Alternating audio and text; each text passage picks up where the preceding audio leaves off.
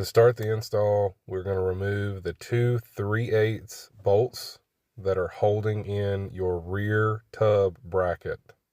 I personally suggest that you just work on one side at a time until you get it finalized, and then you can move over to the other side.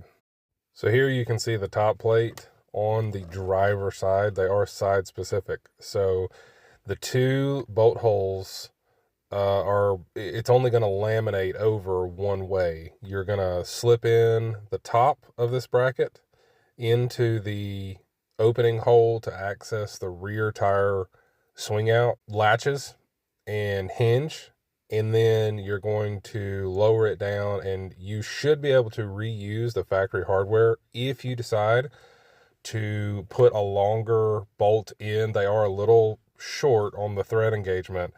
They are a 3/8 standard thread. I believe a 1-inch or 1.5 would be fine to go back. From here, we're going to remove the tailgate tether. And you can see here, this can be done with either a flathead or it's a number 3 Phillips.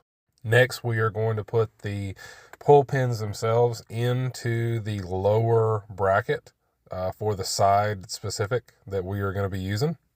Two things about these that I would suggest when installing.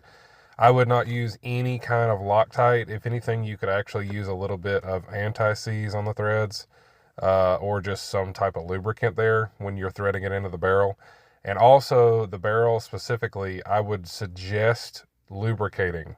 The pin seems to run a lot better and actuate a lot smoother if you put some kind of lubricant. Personally, I use a silicone spray grease, which seems to have held up very good on my end, but I believe any type of lubricant would work fine. So here we can see holding the lower bracket in place. You can see the bolt holes, how they line up with the brake, and obviously it slides right over that stop for that tailgate tether. Here we see the lower portion of the driver's side bracket installed with the hardware provided in the kit. These are simply 5/16 standard thread bolts and lock nuts with washers.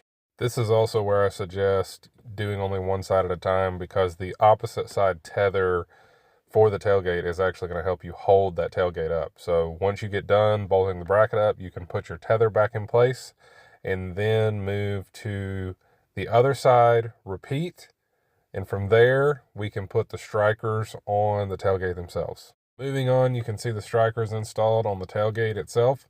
Factory hardware is going to be a T40 Torx to remove the factory spin latch.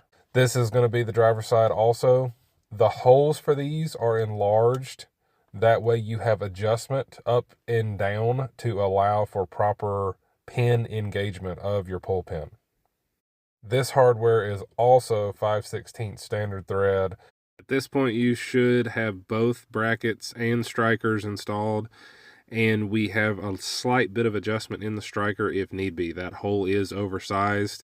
The tub bracket top plates also have a slight bit of oversized in the lower two holes if that is needed also. A couple things to note here, that the pin itself is not going to be a perfect fit in the striker hole. It can't be, otherwise the T-handle pull would be very hard to release. The other note is I would recommend taking special inspection of your tailgate seal before you install this kit as well. Here's a picture of my seal on my CJ-7, which will be the same for a CJ-8, and how thick it actually is. My tailgate itself has never fit flush with the body line. It always does protrude out slightly. This will also assist when going to open your tailgate, as the seal should provide a little bit of back pressure to where when you pull the pins, it will actually push itself out.